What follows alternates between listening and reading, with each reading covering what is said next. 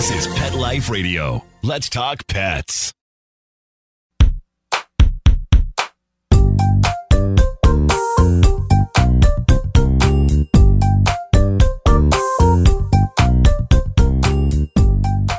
Welcome to Vet Candy's podcast in Other News, a podcast to expand your idea of what is impacting the veterinary world, veterinarians, and all animal care professionals as humans. We are your co-hosts, Dr. Jen. And Dr. Jason Chatfield. If you are not yet a Vet Candy subscriber, why not? Please subscribe for free today at myvetcandy.com. You can also reach us at jen@myvetcandy.com. Or Jason at myvetcandy.com.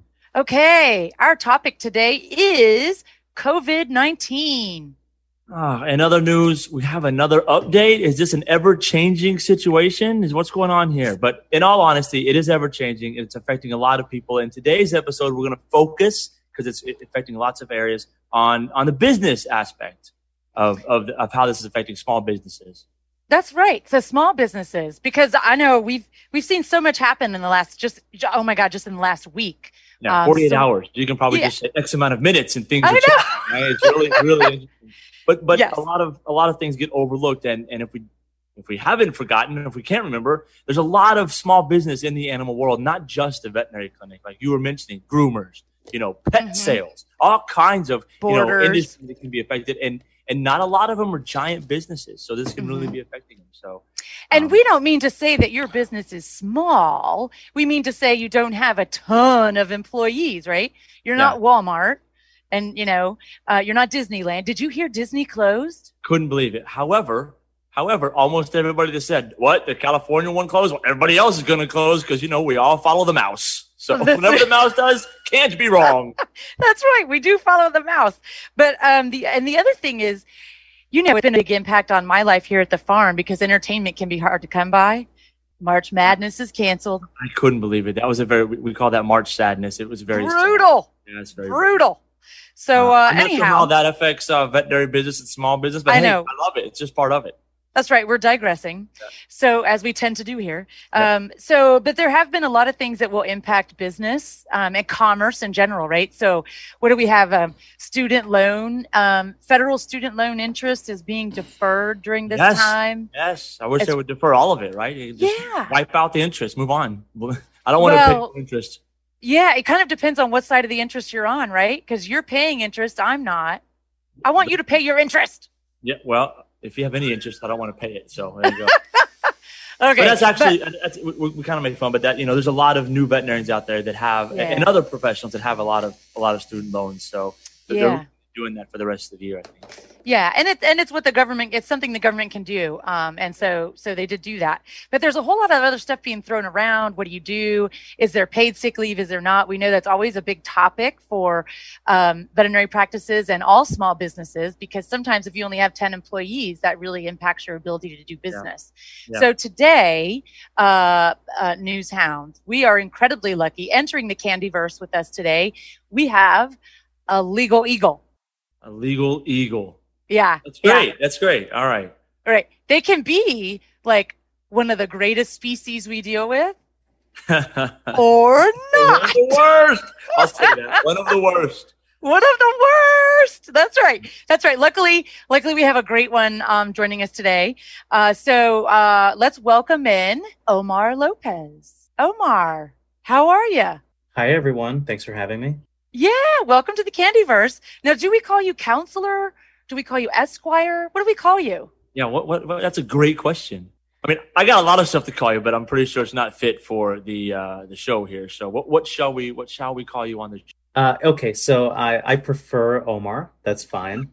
Okay. I do think attorneys and lawyers wear several different hats. We're lawyers when you're lawyering kind of in court.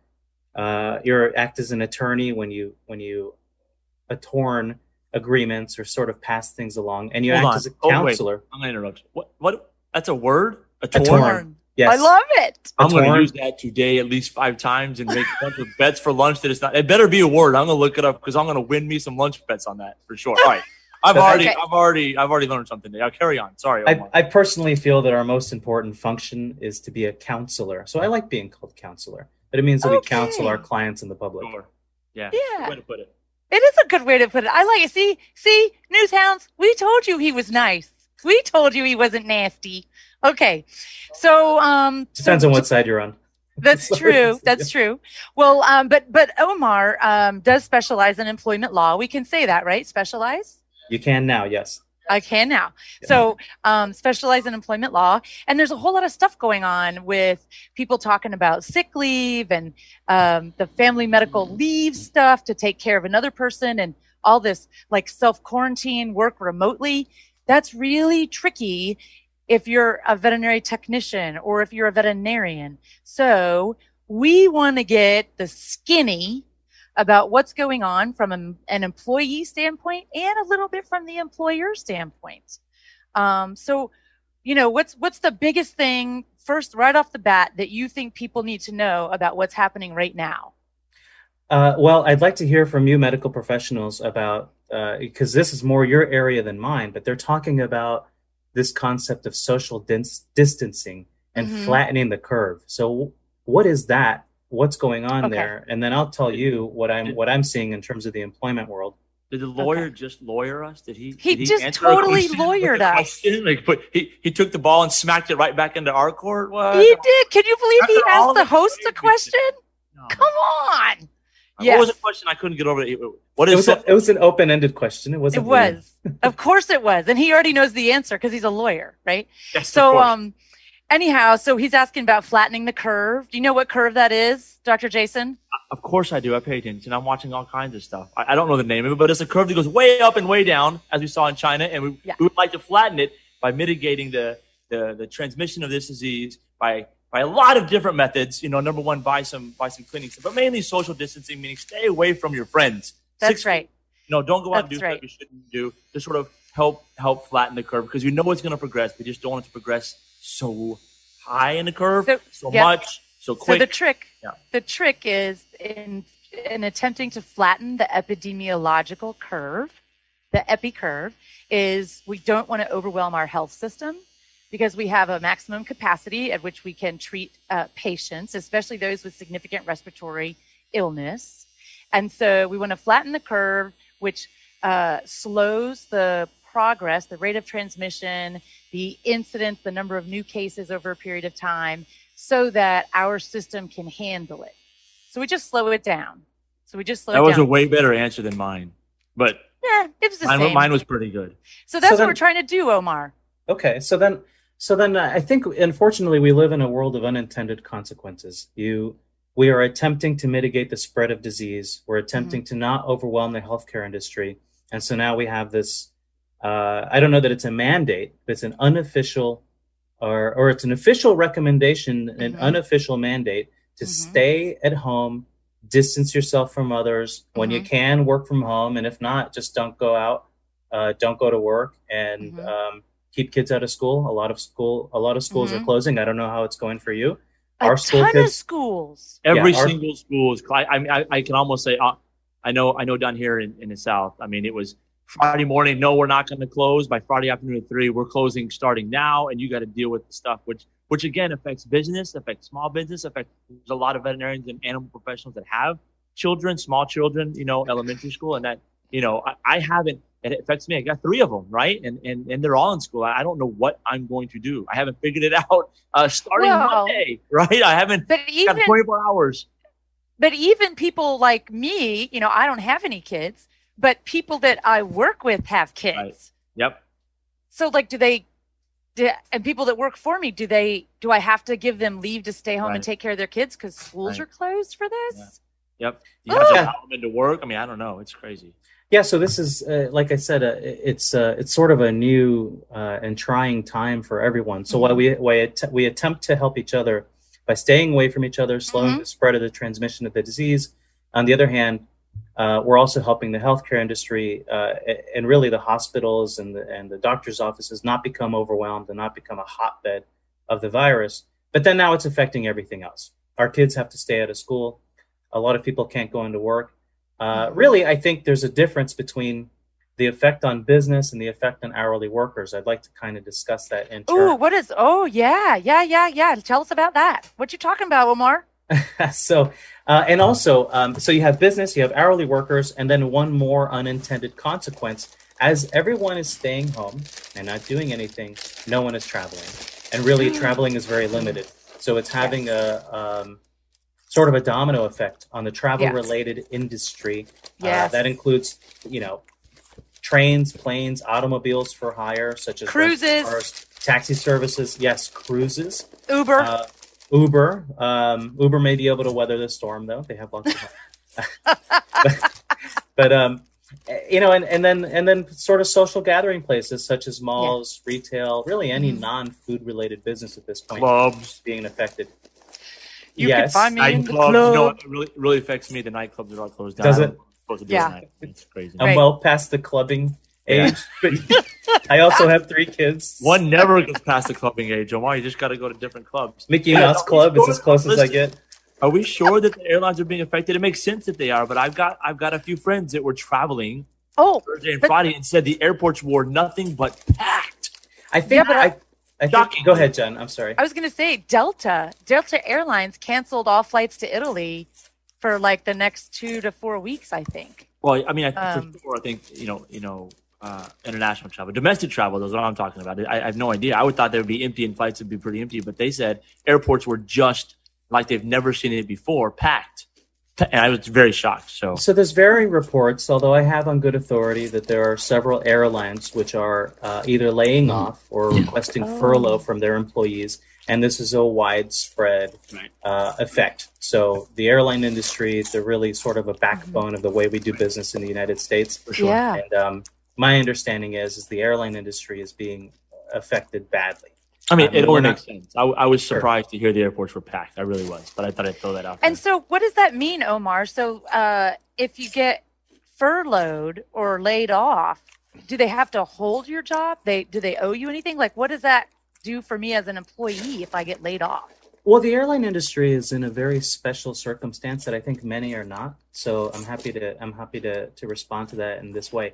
By and large, airline employees are union employees, which means that they have certain job protections that just most people do not. Right. And so if you are furloughed, if there is this type of thing, this contingency, which usually is planned for in a collective bargaining agreement. Oh, that's true. Then normally you have some measure of job protection, and you also have some measure of pay or a package while you're off. But that, to me, is the exception, not the rule when it comes to who doesn't have everyone that's affected. Veterinary technicians, veterinary clinic, right? They don't have. They're pretty stuck. Like, what are they supposed to do? Yeah. So what does that mean for employees that were working at a practice and not even laying them off, but what if the employee is directed to self-quarantine, like a spouse or somebody is positive or coronavirus? It's more that they were they looked at someone who was tested positive or something like that, and so they're obligated to make them stay home. And if we make them stay home, do we have to pay them? Are we obligated to pay them? What's the correct terminology, you medical professionals? Is it called contact tracing? Is that what happens? So that would be the epi investigation, right? So if they are traced as a contact for someone who's now testing positive, then typically what would be provided as a recommendation from the public health officer, because now we have public health emergency declaration, right? So the public health officer would recommend a quarantine for that person because they're not exhibiting symptoms, but they have potentially been exposed. So it'd be a home quarantine. It'd be a home quarantine. A home quarantine for the person that was exposed as well as the people that the person came into contact with? That would be isolation for the person that's positive. We isolate people who are sick or positive, and then we quarantine those who've been exposed until such time as we prove that they are ill. Okay. And right now that's about 14 days. Is that right? Yes. Okay. Yep. So here's the thing. I find there to be a drastic difference between someone who has actually contracted the illness, the COVID-19, and someone who has not. Because to me, it makes a difference in terms of how the law is applied. In other words, if you have a serious illness, you may be eligible for FMLA. If someone and FMLA, for all of our news hounds who may not know, is the Family Medical Leave Act, which is it's a federal law. It has limited applicability, But there are other things that could apply to someone who is disabled as a result of an illness. Whether or not it's work-related, it doesn't really matter. Short-term disability comes to mind, whether that be state mandated short-term disability, sort of state insurance for disabilities, or whether that be a private short-term disability policy that you purchase through your employer. And then, like I said, FMLA. So there's a big difference, I think, even between, those two types of, of leave that I was just talking about. So short-term disability is really just wage replacement. Yeah. Okay. FMLA has nothing to do with money. It just holds your job, right? That's it. Yeah. It's job protected leave, typically unpaid, depending on what the employer provides to everyone, sort of on an equal basis. But by and large, in my experience, Family Medical Leave Act is unpaid. But when you come back to a job. So I could take, if I was employed by a practice and my spouse was determined to be positive and I have to be quarantined, right? The public health official is telling me quarantined. I can take FMLA for that 14 days. Probably not. And the reason why is the FMLA, like I said earlier, has limited applicability. And so as of this moment, it only applies to employers who have 50 or more employees working within a 75-mile radius. And the employees themselves also, and I'm sort of cutting out a lot of the hoops that they have to jump through, but the employees themselves must have worked for an employer for at least a year, 12 months. And in the year that they are, going to take the FMLA, they must have clocked at least 1,250 hours. So that does cut down on a lot of part-timers. In terms of the clinics, not a lot of veterinary clinics are going to be required to apply the FMLA. They're just not going to have to give that kind of leave because they're not big enough. Right. They just don't have 50 employees. And so we're going to take a very quick break because now we're going to get into the thick of it when we come back about sick leave and what does that look like and who has to get it. So hang tight. We got to pay some bills here in other news, and we'll see you on the other side.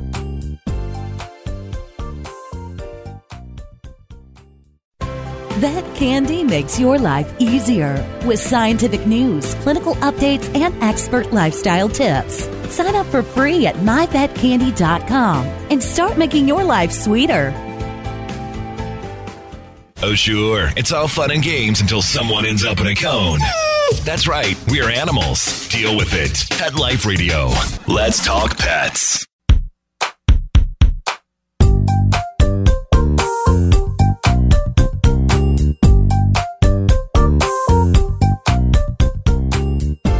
Okay, welcome back. So we've talked a little bit about Family Medical Leave Act with counselor Omar Lopez. And now we're going to kind of get into the nitty gritty of what I think is most likely. As Dr. Jason mentioned before, most people are not going to have symptoms from this coronavirus. Right. So I think maybe the best way is to Omar, if we just give you sort of a for example, kind of the situation, kind of what's the employer and employee's obligations. Because lawyers love hypotheticals. Yes, they do. It's hypothetical here. I'm asking for a friend, as they say. That's right. All right. So here's the situation. Let's say I'm in a practice and it's a less than 50 person practice. I guess that's a cutoff. And I have a senior technician who's been there for a couple of years. She just went on vacation to Europe. Okay, so she's on her way back, right? She's gonna be back on Monday. I would rather this person not come to my clinic to work and possibly infect everybody else. So if I tell her, hey, or him or her, if I tell them, hey, I need you to stay home for the government recommended, CDC recommended self quarantine. Mm-hmm. Am I obligated then to pay those wages? What sort of benefits is he gonna get? Kind of what position is the employer putting themselves in by doing this? Because it's the right thing to do, but there's a lot of technicalities to the right thing to do, right? So I don't know if I put you on the spot there, but I think that might be a very common situation where you have a person not exhibiting signs, not necessarily completely exposed, but he runs the risk, right? And we see how fast this disease has been spreading. So there you go. I spoke a little bit, gave you a little bit of time to think. So now you're a little bit less on the spot. But what do you think about that scenario in terms of employer responsibilities? Yeah, sure. Well, first of all, I don't know if you know this about lawyers, but we kind of go into this profession to be on the spot. Perfect. That's kind of the goal. There you go. You go to court, you're on the spot. There you go.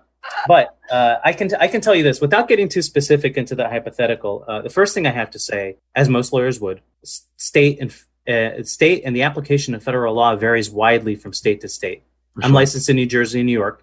I'm not licensed in Florida or California or wherever else everyone else may have a practice. So this can vary. But in general, I think the first thing that has to happen is you have to review the employment policies, the human resources policies that are out there for your clinic in order to determine what is, first of all, what's mandated by the policy. And then second of all, what is something that could comfortably be provided by my business without essentially disrupting the ability to continue doing business. So if a clinic has, let's say someone that doesn't qualify for the FMLA, they have 40 employees that are not going to be doing work for the next 14 days. So money's not coming in, no revenue. And if they, also were mandated to pay all of those hourly salaries out, hourly or salaries out while not receiving any revenue, they would probably go under. And right. So, the big question is what can be done in order to assist employees without causing an undue hardship on the employee, on the employer, or on the business. And so you're talking about a clinic that's closed. They're not doing business right now, and so they don't have revenue coming in.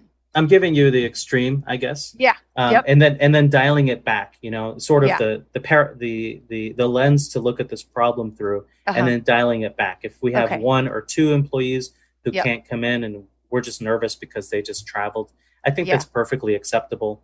There's a couple of things. Number one, does the employment handbook, do your policies permit you to provide this person some measure of paid leave? It doesn't have to be full-time pay. It could be partially. Right. If there is no policy, it may be time to implement a policy. Yeah, I'm gonna go out on a limb and say there's no policy. Yeah, right. Most places aren't going to have it. They will after this situation. After this podcast. Yeah, and it may be time to implement a policy as long as that policy is applied evenly among everyone who works at the clinic.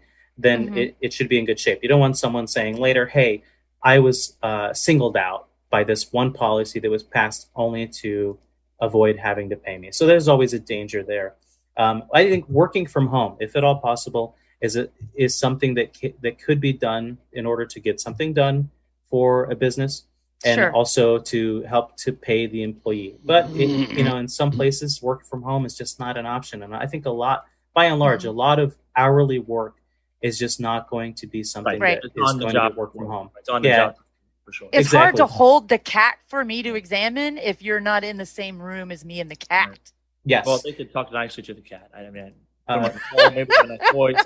There's always an option there, but I do think this is probably a scenario that's going to happen a lot in the next little bit. I'm just okay. Just let me finish on the employee's side.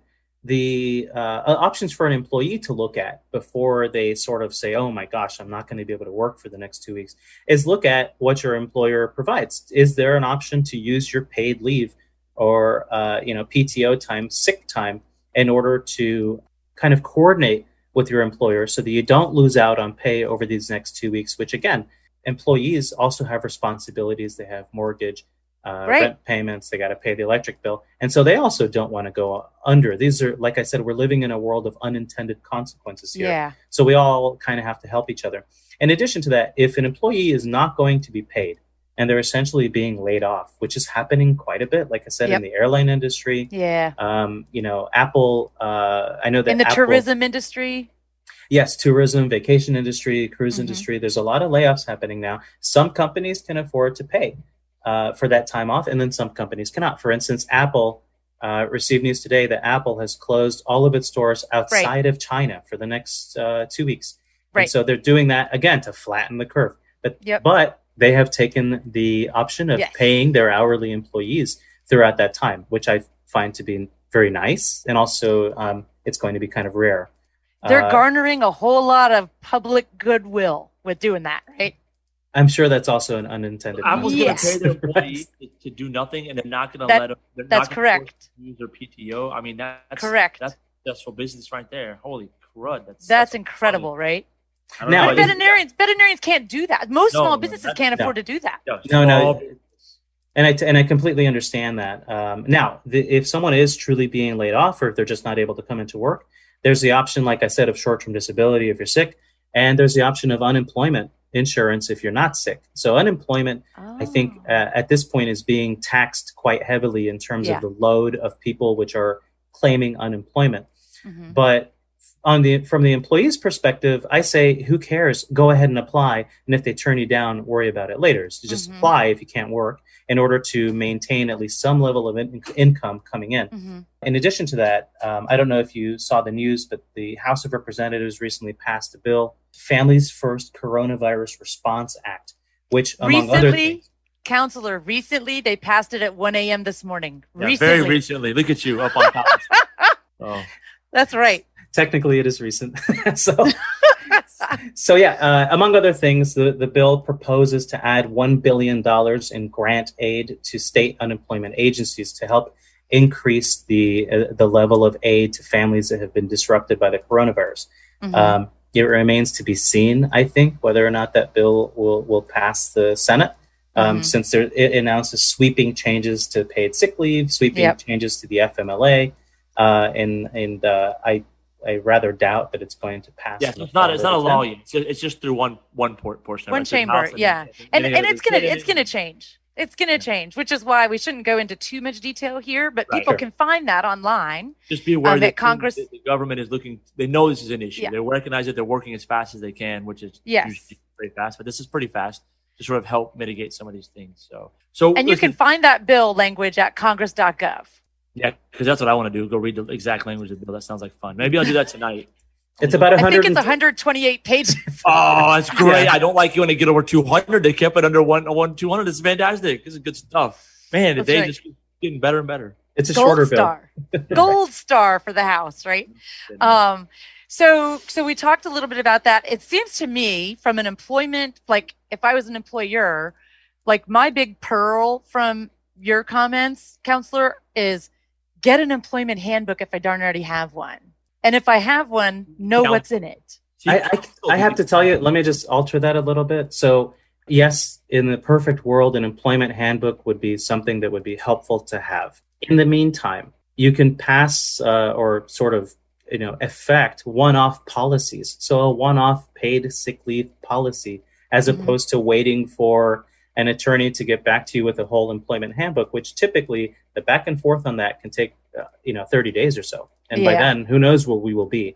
So, I think consulting with a qualified attorney, or if you have another type of counselor that you can consult with regarding specifically your state, your requirements, and then essentially what your business can afford, is something that would be very important in the next week or so.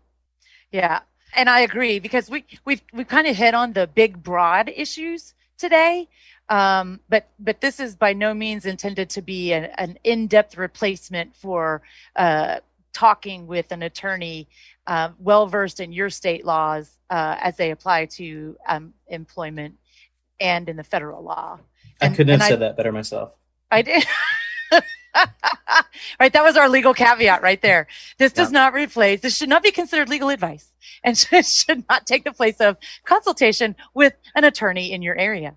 So and it's going to change. Next week we're going to have a change if that bill passes, some version of that bill passes the Senate and is signed into law by the president. Then there's likely to be changes. So that's it for our Legal Eagle update, and we can't thank you enough, Counselor Omar Lopez, for joining us here in the Candyverse to talk about some of these sticky issues. Yeah, that's for sure. Yeah, thank you, Dr. Jen and Dr. Jason, for having me. I appreciate it. Yeah, and if you are looking for more information, Newshounds, you can go to myvetcandy.com/COVID, as in COVID-19. We've got a landing page that's been set up there with lots of different informational resources for you. And we'll put this podcast there as well as on Pet Life Radio. So we'll talk with you all again. Hopefully we'll have a new topic by then. What do you think, Dr. Jason? No, we won't. This will still be going on. And listen, I make fun, but as it should be. Like this is an unprecedented. It's unprecedented. That's too big of a word for me. We've never seen this before, and so it's very interesting. So we'll still be talking about it one way or another. Either it'll be slowing down, gearing up, things will change, it'll slide, it'll pivot. Who knows? Something will happen, but we'll be talking about it and keeping everybody up to date on the latest. Yes, absolutely. We'll be keeping everyone up to date. And we'll see you on the next episode of Vet Candy in Other News. Let's Talk Pets every week on demand, only on PetLifeRadio.com.